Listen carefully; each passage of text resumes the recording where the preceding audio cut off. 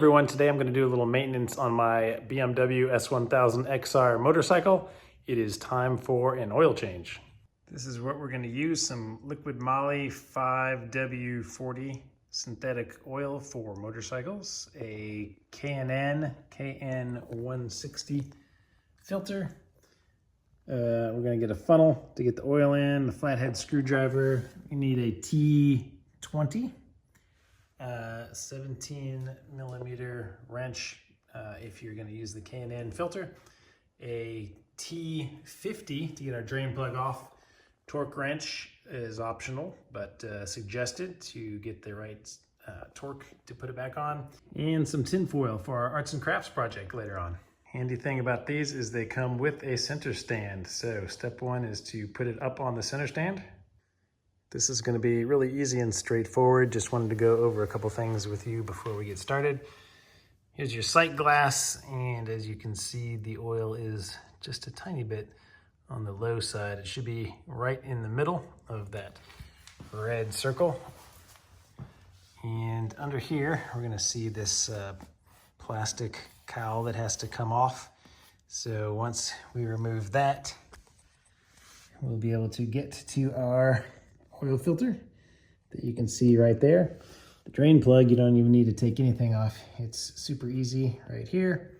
It is just a Torx screw, and the only slight complication is that the bar for our center stand is really close to the plug, so you just have to make sure you get your oil catch pan all the way up against it. So the first thing I'm going to do here is remove this plastic, like I said.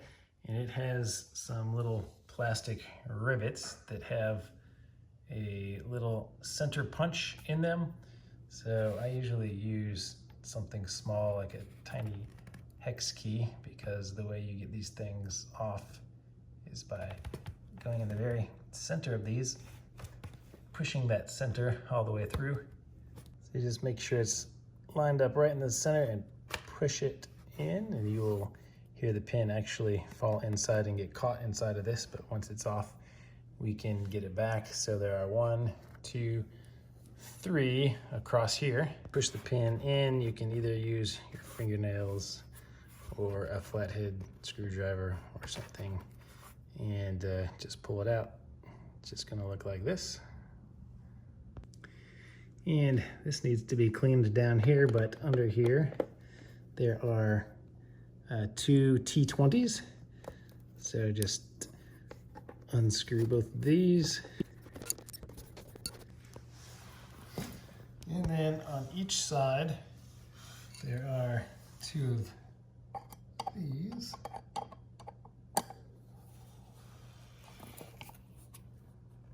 Also T20. This guy here. Okay, poke that middle one all the way through, and once you take this one out, you'll see that this is in 2 pieces. So it is going to open up, probably have some rocks and stuff in here, and you'll find the 2 pins that you just push through. And you'll also see that these overflow hoses are in here, and they have a little metal bracket. This metal bracket just snaps onto this little plastic piece that's coming out. So when you put it back together, you're just gonna press it back in and put it back together. But for now, we'll take it off and just let these hang here. Okay, over here, we will remove our last Torx screw that's holding the other side on. All right, and then capture our other little piece. Don't forget these.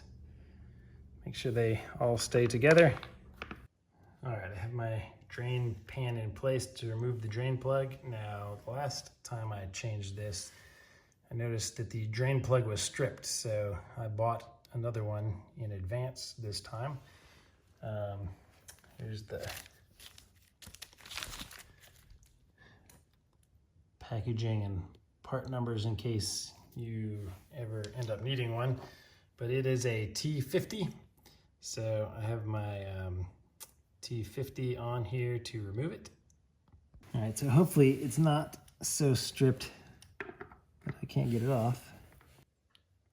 Yeah, these things are aluminum, so it is disintegrating as I try to take it off, so I'm going to be using some channel locks, I guess. I'll obviously be throwing this one away, so you don't have to worry about this on yours. Hopefully it just comes off nice and easily.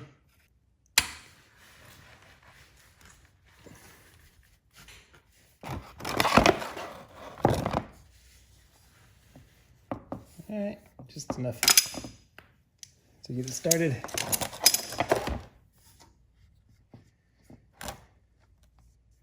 And I'm gonna get some gloves before I undo that. Okay, so as I unscrew, I'm just pressing up to keep the oil from pouring out when it comes off until I am ready to get my hand out of the way. Okay, now yank out of the way and let this drain. So yeah, you can see that was all stripped out, and on this end it's magnetic, so it collects a little bit of the engine components as they scrape and wear, but having a little on here is normal. So if you are putting this one back in, like you probably are, just get a paper towel or a rag and wipe all of that off. I will be throwing this one away. As you can see, it has the crush washer, and you should have a new crush washer that comes with your filter. So just let it sit here and let the oil drain for a while. Okay, that's down to a little drop. Now onto the arts and crafts section of the afternoon. So our oil filter right here where we need to take it off. As you can see, if we take this off now, drip, drip, drip all over our exhaust pipes. And that's not what we want. So arts and crafts. We are gonna take some aluminum foil and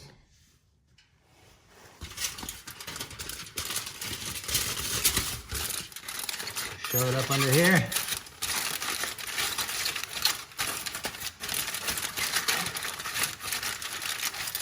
Just work it all the way in.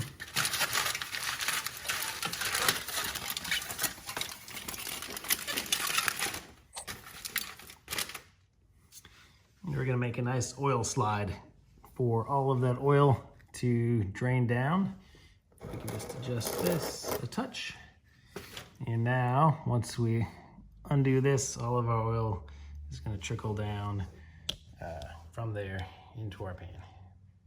So the only real important part about this is that you kind of have a wall of tin foil here to keep it from leaking back behind there, defeating the purpose of our slide. And kind of raise it up in the back, so gravity will force it all this way. All right, my favorite part about these Canon filters is that they have a nut welded on the end that is 17 millimeter. So I can stick a ratcheting wrench in here and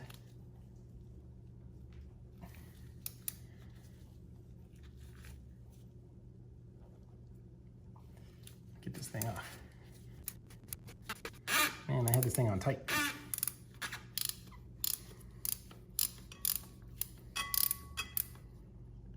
Okay.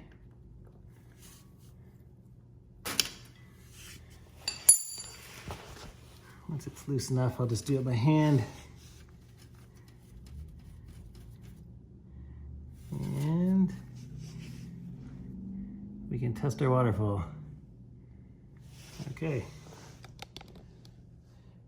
Looks like it's working all the way down the front into here. So I'm just gonna let that sit and drain slowly until enough of it is out for me to be able to remove the filter without it getting everywhere.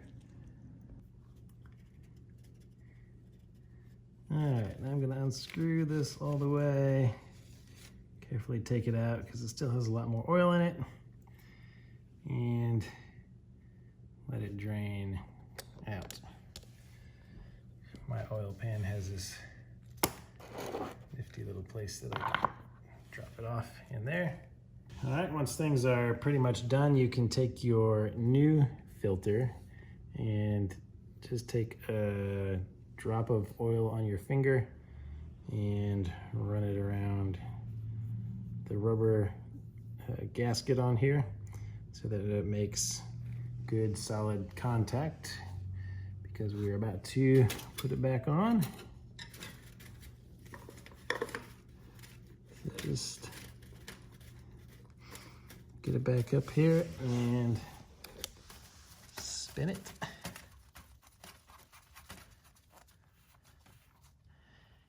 All right, hand tighten it as much as you can. And at this point, all of your oil should not be dripping from here anymore, so we can remove our aluminum foil carefully. Making sure it all goes in here as well. And then I'm just gonna fold this up.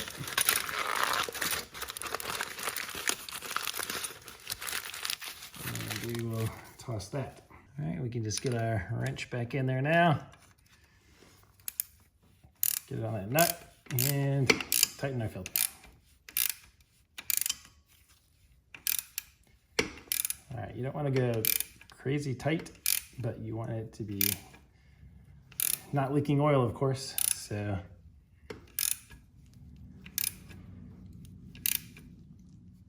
just go until it's on there. All right, our oil coming out of the drain hole is slowed to a small drip. So we're gonna take our new drain plug and crush washer, which you'll have to buy separately. I believe it's 16 millimeter, but you can just get it from BMW online somewhere, wherever you want to get it. And I'm gonna hand tighten this back in. I'm gonna take my T50 and I have a torque wrench here. It goes to 20 foot-pounds or 28 Newton meters. So I can actually move my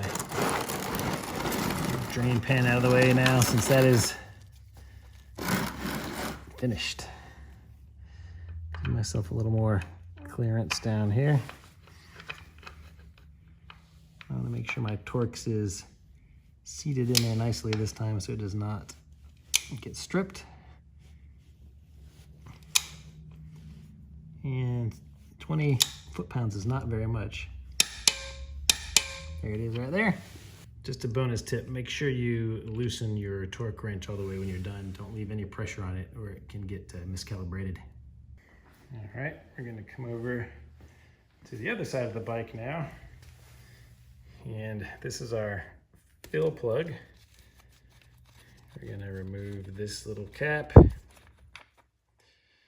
And that's where we're gonna put our new oil in.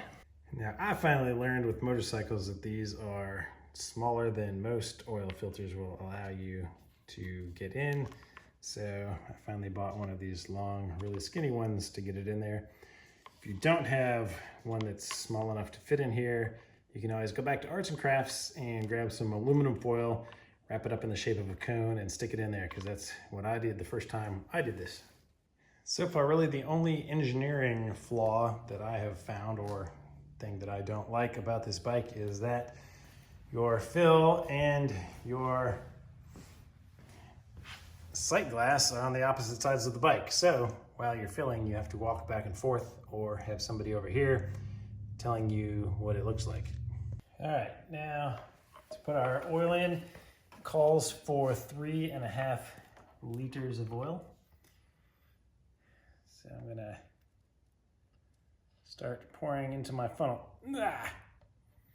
Okay, I've never tried to pour out of this LiquidMolly container before, and it does not pour very well, it seems.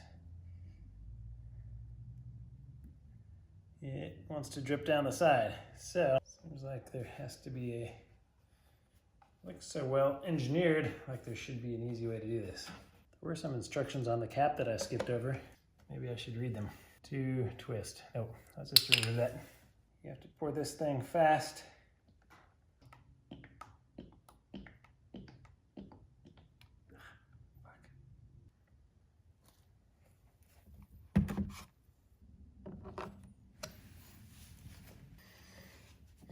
All right. Either I'm not very smart or this is the worst conceived oil container ever. Oh, okay. I can very barely see some marks for where the liters are on here. And this thing just glugged and fired oil all over my bike. All right, so it seems like there's another piece of this that comes off. Let's see what happens if you do this. Okay, so you can take this off.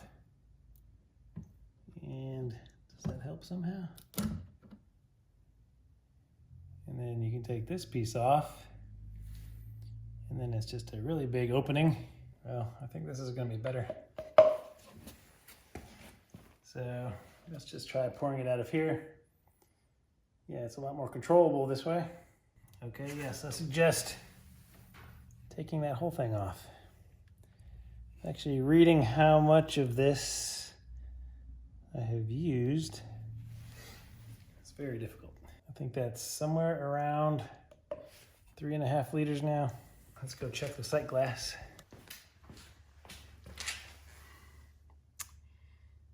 And our sight glass is completely full.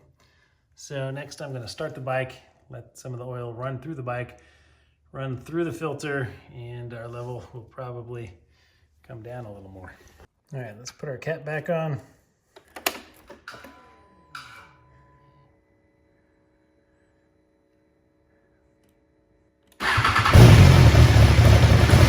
And after we stop the bike, our sight glass is empty, so we're gonna give it some time to sit and drain back in here. After sitting for a couple minutes, there is a little bit in the sight glass, but not halfway, so we're gonna add some more. All right, I did not have to add very much, and we are closer, so I'm gonna give it another little splash. And there we are, right in the middle. Now, go ride your bike for a little bit, let it cool down again, and check your level one more time. If, like me, your service indicator is on and you need to reset it, check out the next video that I'm about to post that shows you how to do that. All right, if you need to know how to reset your service light on the bike, check this link out. I'm about to post a video on how to do that as well.